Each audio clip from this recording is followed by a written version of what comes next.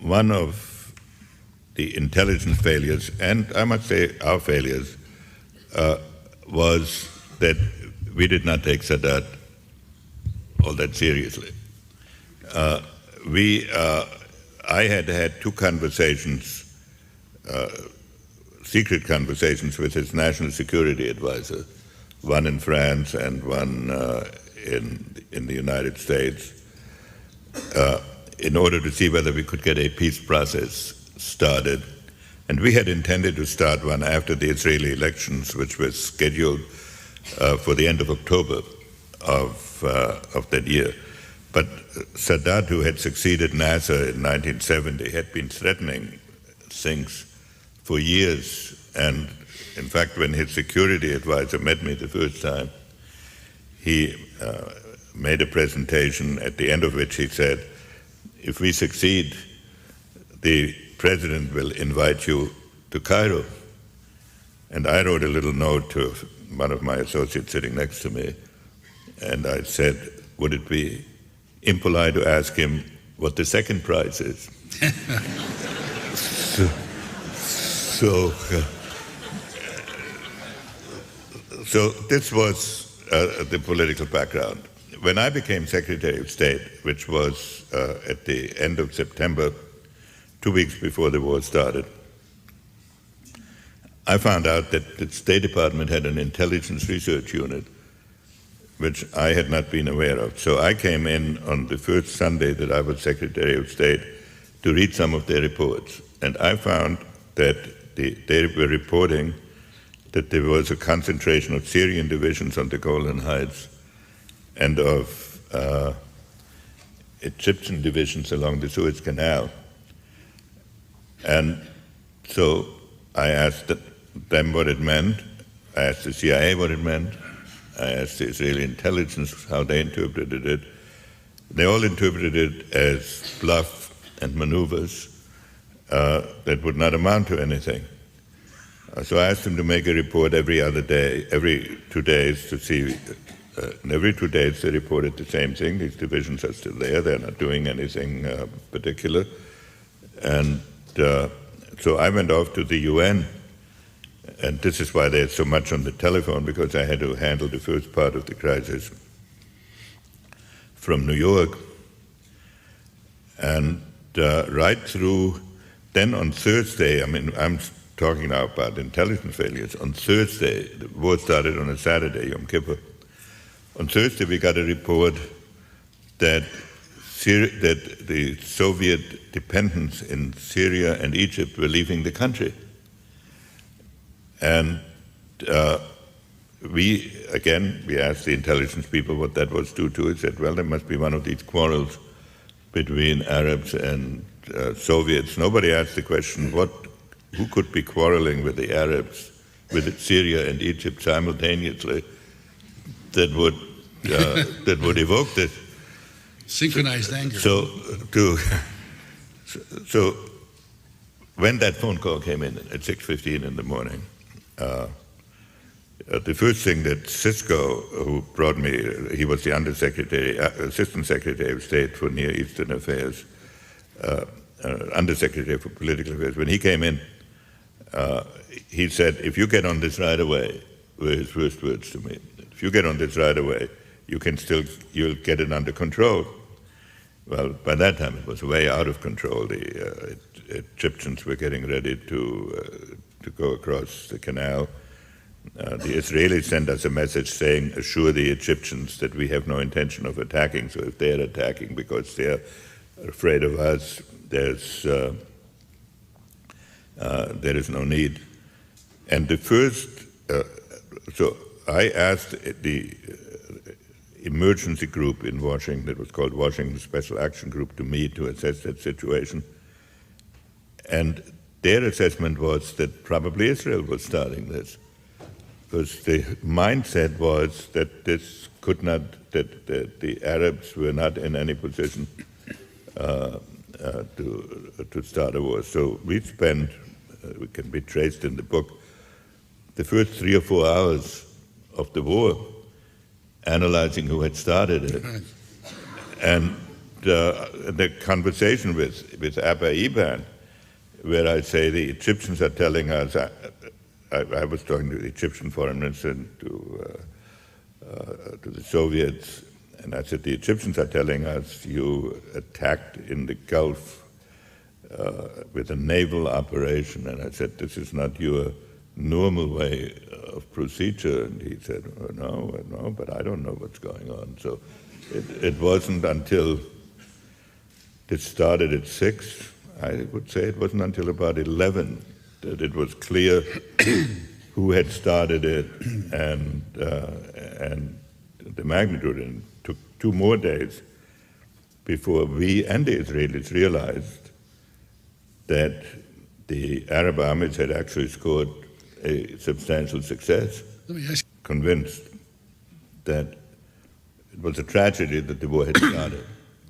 but that once the war had started, we should use this opportunity to see whether some progress could be made towards an Arab-Israeli negotiation. And therefore, we were convinced from the beginning that there would be a huge Israeli victory, and that was not at all clear for about 10 days. Israel was teetering very close to the edge of catastrophe for a while. Which was a surprise again. Total surprise. So, of course, to them too, above all. So I said it's the objective immediately that we would attempt to restore the conditions when the war started, so that if Israel advanced, we would use our diplomatic influence to return them to the starting point. And we were asking the Soviets and others to support us at a time when the Arabs were gaining, to support a ceasefire resolution on the basis of the pre-war lines. That also had the advantage that it forced the Soviet Union into a very difficult position.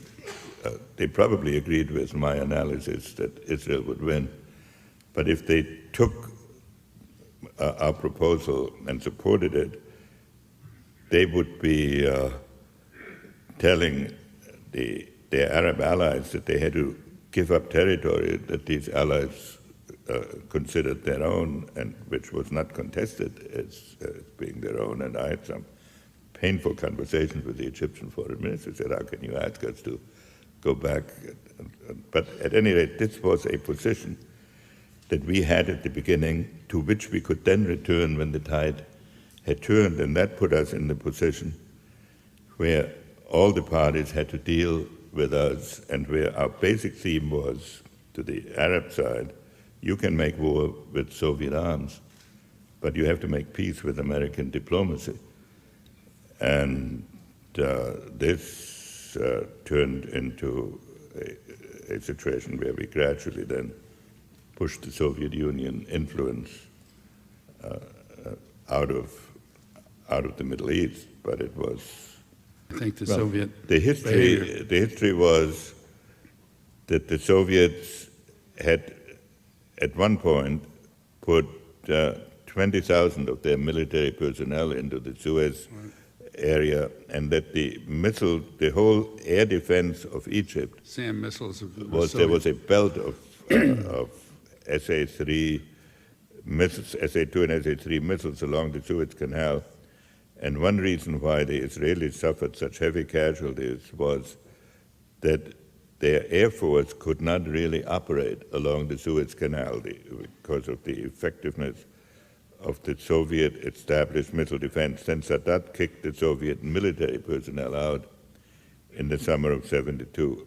The Soviets were caught in a dilemma. They had the dominant position in Egypt and Syria when the war started.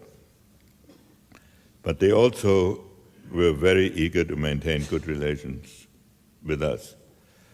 And so under the détente policy that was then going on. So they were torn. They didn't want to give up their allies, They didn't want to give up the relationship. They probably knew that the war was going on, would happen. They didn't want to warn us. They claimed afterwards they pulled out their personnel to give us a warning, which we didn't catch. That may or may not be true. But I think the Soviet policy did not have a clear line during the crisis, and that was a great opportunity for us. They were encouraging, and they did start on the second or third day. They started an airlift of their own to help mostly Syria, but some into Egypt. I wanted to prevent two things. One, a huge crisis with the Soviet Union when the vice president was in the process of resigning, and Watergate was building up, and Vietnam had just been, at least temporarily, put behind us. And secondly, I wanted to prevent the Soviet Union from appearing as the protector of the Arab world and to split and to isolate us in the defense alone with Israel, with the European countries also opposed to us. And therefore, I tried to induce the Soviet Union to join us in some UN effort on a ceasefire, and I put forward that proposal, which would have required some Arab withdrawal in the first few days of the war. And I kept the Soviets rather well informed of what we were doing so that we could restore the military situation. At the same time, we were beginning almost immediately some military resupply of Israel at the beginning, primarily with high-tech equipment. And you remember, I have to repeat, the war started on a Saturday. We thought that by Wednesday, Israel would clearly have the upper hand. And so that all the maneuvers in the first week were designed to permit that situation to evolve so that we could then emerge as the mediator. Right. And that would reduce the Soviet the Soviet influence substantially, because the Soviet influence was based on military hardware. So, but then I had a shock because on Monday night, in the middle of the night, I had a call from the Israeli ambassador that he needed to see me urgently together with the military attaché, and that they wanted to come by the first thing in the morning, and I saw them in the White House. And the military attaché informed me that the Israelis had lost 400 tanks in 2 days, and I forget the number of airplanes, 30 or 40 airplanes, and that they needed urgent resupply. And and that Golda Meir wanted to come over to plead her case. I said, under no circumstances could Golda come over, because I thought that this would be a sign of such absolute panic that if the Prime Minister of Israel leaves Israel in the middle of a battle, then all the other Arab countries might jump into it, and the Soviet Union might begin to try to pick up the pieces. And that I would let him know by the afternoon what our reaction would be. And so we met during the day, President Nixon and advisors and myself, and we told the Israelis, well, we were shipping all along whatever the Israelis could carry on El Al airplanes. We told them we would replace all their losses, and therefore they did not have to hold anything back in their military operations. And but it was essential, if we wanted to get a negotiation started, that they take some action in which they were not losing on every front. I mean, that was in essence which they were in the first few days. They were. Yeah. As late as Wednesday, the Arab armies were still on territory that Israel had prior to the war. So this then started. So there were two separate questions. One was, could Israel count on resupply? That they could totally. Then how quickly could we get some resupply there? Now there, the difficulty was how was one going to ship, how was one going to send equipment, and was it going to appear fast enough? And we still thought at first that the battle would be essentially decided by what was there.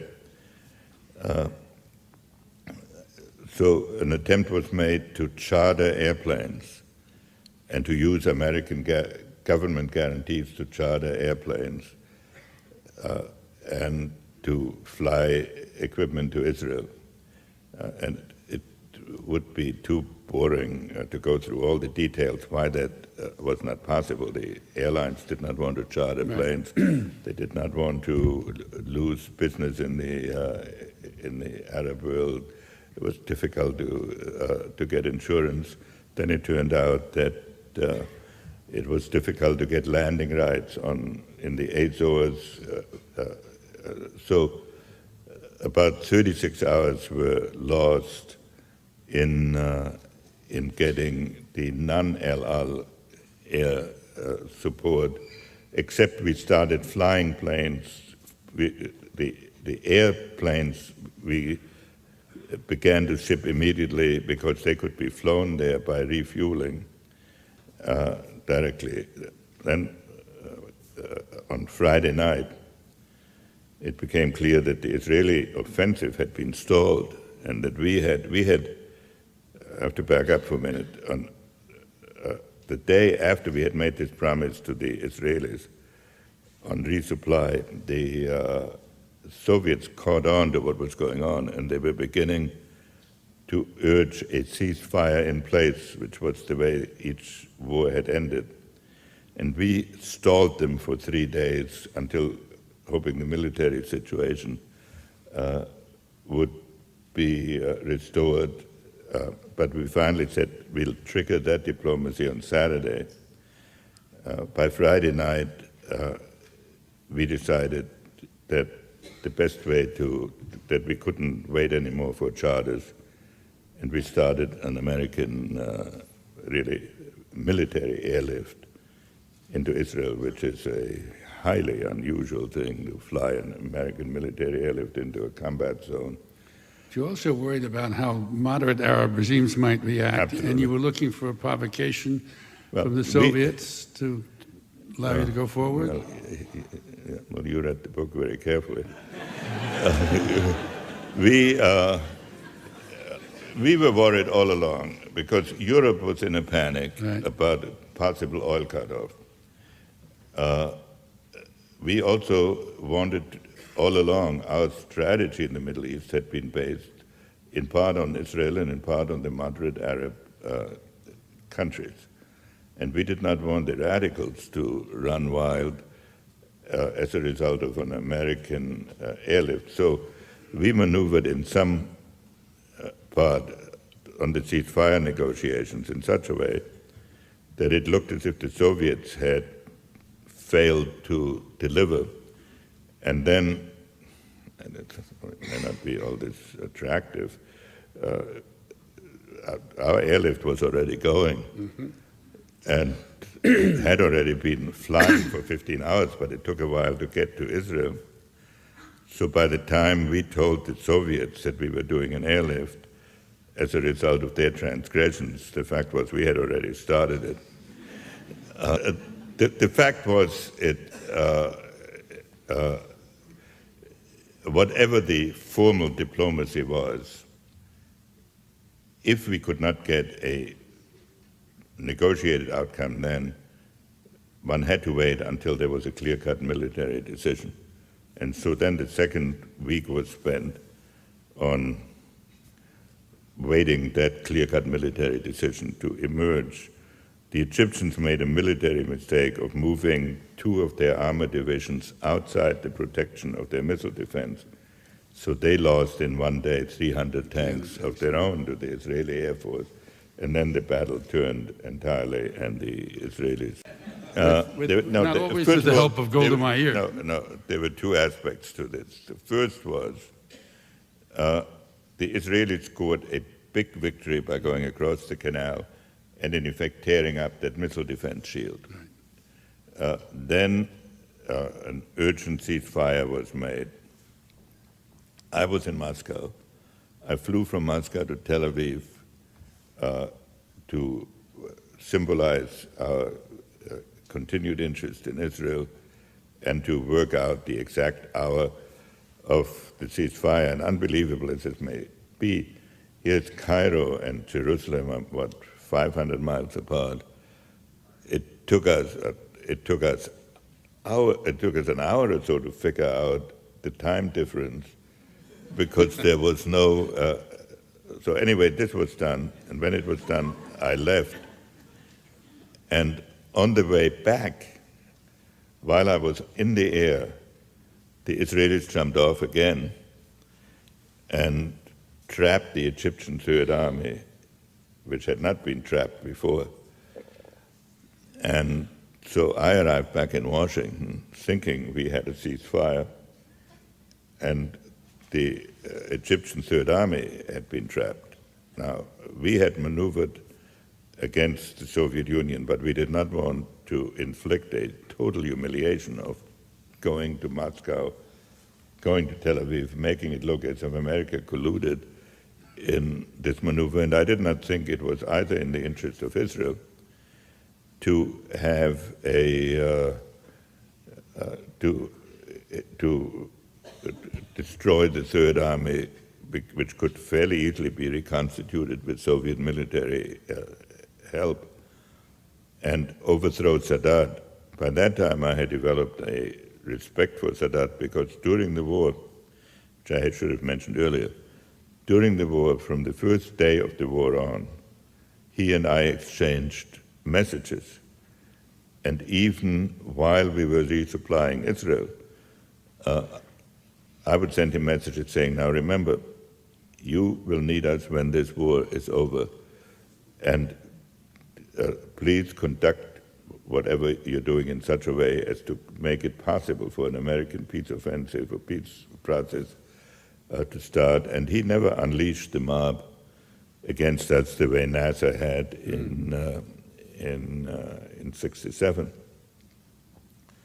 So for all of these reasons, we thought that a solution had to be found to the problem of the Third Army. Before we could turn to the solution, the Soviet Union threatened to send troops. They got really angry when they found out they'd been had, didn't they? Well, yes, we did not. We did not conduct our diplomacy in order to. No, I understand. To trick them. We wanted gradually to push them out, but they were very angry to have me there, go back via Tel Aviv, and then so they sent us a message. It was on a Wednesday night that they moved massive naval forces into the Middle East, into the Mediterranean, and they sent us a message threatening, saying that they and we should send a joint military force, in effect against the Israeli trapping of the Third Army, and that if we did not join them, they would go alone.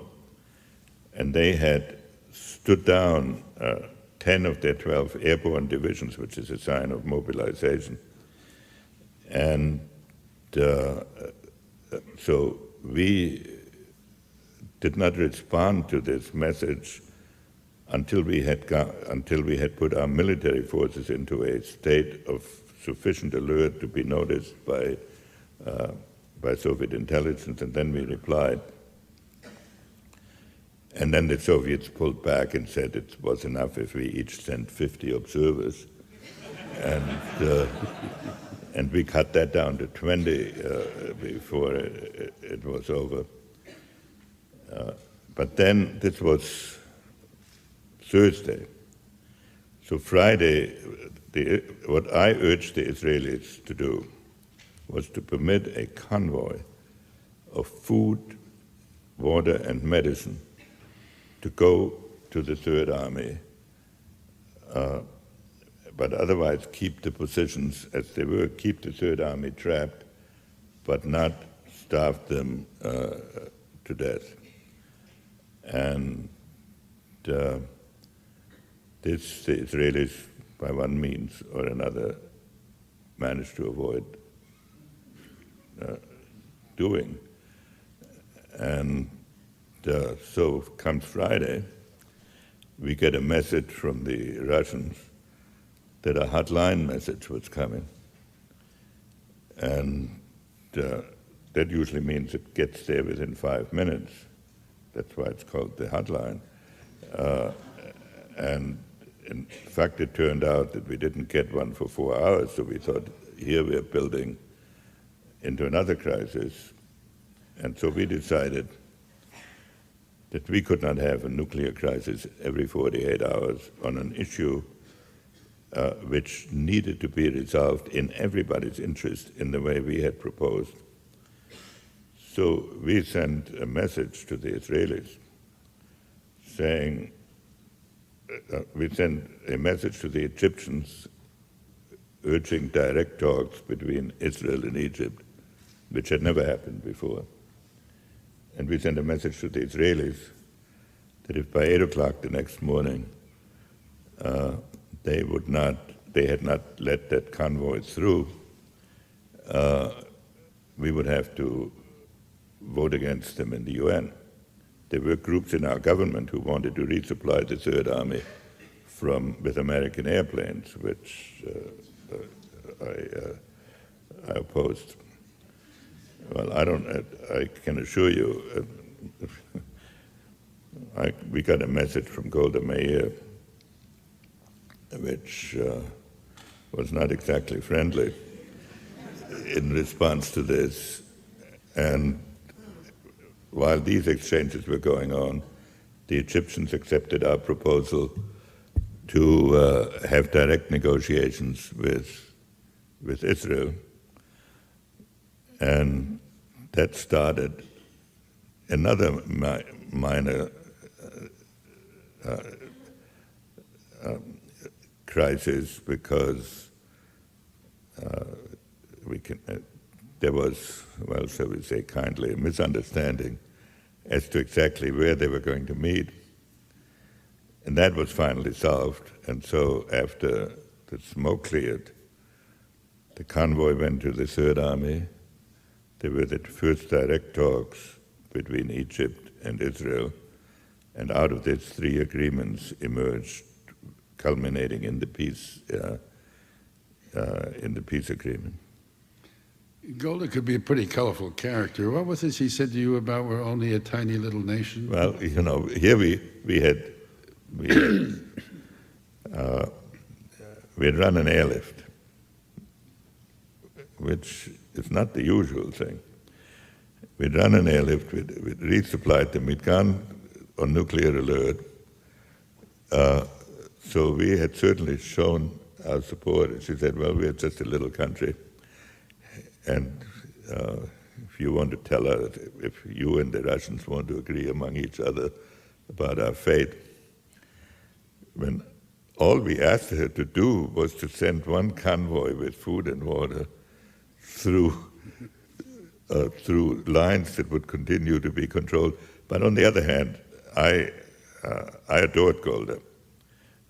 And she was tough, she was heroic, she was stubborn, but she also had, when she understood the necessities, she fought for them with great courage, and I think she's one of the most remarkable people that I've met.